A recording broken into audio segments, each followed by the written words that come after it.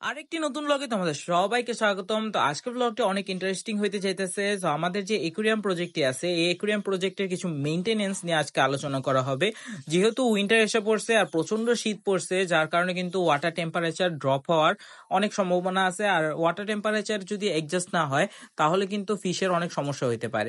তো আমাদের যে এখানে মাছগুলো দেখতেছো, এই মাছগুলো এখনো কিন্তু বেবি সাইজের আছে, ফুললি অ্যাডাল্ট হয় নাই। এগুলো হচ্ছে পোলার প্যারট মাছ। তো পোলার প্যারট মাছগুলো কিন্তু আমাদের আগে অ্যাডাল্ট ছিল অনেকগুলা।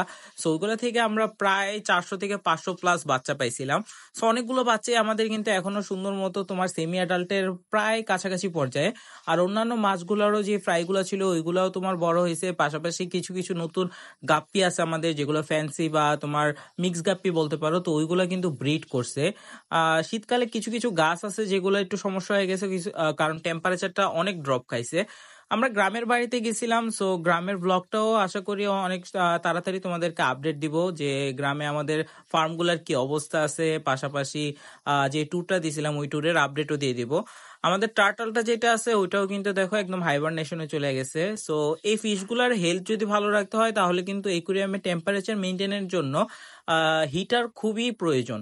সো যদি হিটার থাকে তাহলে একুরিয়ামের যেই তাপমাত্রা আছে ওগুলো ভালো থাকবে, এবং বেশিরভাগ মাছই কিন্তু দেখা যাবে যে তোমার সিক কম হবে, অসুস্থ কম হবে।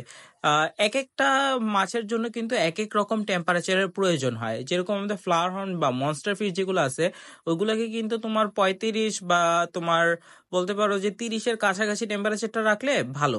আর অন্যান্য যে গাপ্পি বা তোমার অন্য ফিশগুলো আছে ওইগুলোকে যদি 24 ডিগ্রি সেলসিয়াস তাপমাত্রার মধ্যে অ্যাডজাস্ট করে রাখা যায় ওইটা সবচেয়ে বেটার। সো আমরা ট্রাই করি যে আমাদের এই ফিশগুলোকে সুন্দর মতো তোমার ওয়াটার অ্যাডজাস্টমেন্ট করার জন্য এবং হেলদি একটা লাইফ দেওয়ার জন্য। তাই কিন্তু প্রচুর পরিমাণে জীবন্ত গাছ দিছি, এখানে লাইভ প্ল্যান্ট আছে। আর সপ্তাহে একবার আমি লাইভ ফুড দিতেছি। লাইভ ফুডগুলো দিলে অনেক তাড়াতাড়ি গ্রো করে। সো লাইভ ফুড হিসেবে কিন্তু ব্রাইন শিম দিতে পারো, টিউবি ফিক্স ওয়ার্ম দিতে পারো, মাইক্রো ওয়ার্ম দিতে পারো।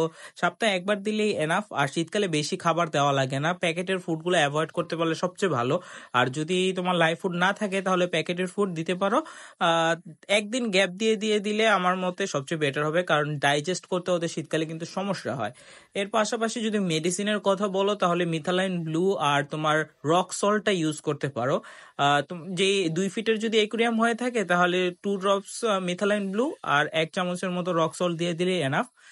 এই ছিল মনে করো আজকের মতো আমাদের সবগুলা মাছের আপডেট। ইনশাল্লাহ সুন এক এক করে আমরা প্রত্যেকটার উপরে আলাদা আলাদা কন্টেন্ট বানাবো, যে কিভাবে তোমার পোলার প্যারট ফিশ এতগুলো বাচ্চা তোমরা করতে পারো এবং মেনটেন করতে পারো। পাশাপাশি গাপ্পি এগুলো সবগুলা দিব।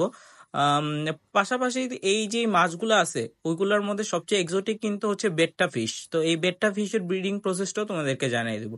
তো আজকের মতো ব্লগটি এই পর্যন্ত। যদি ভালো লাগে তাহলে অবশ্যই সাবস্ক্রাইব করে সাথেই থাকো।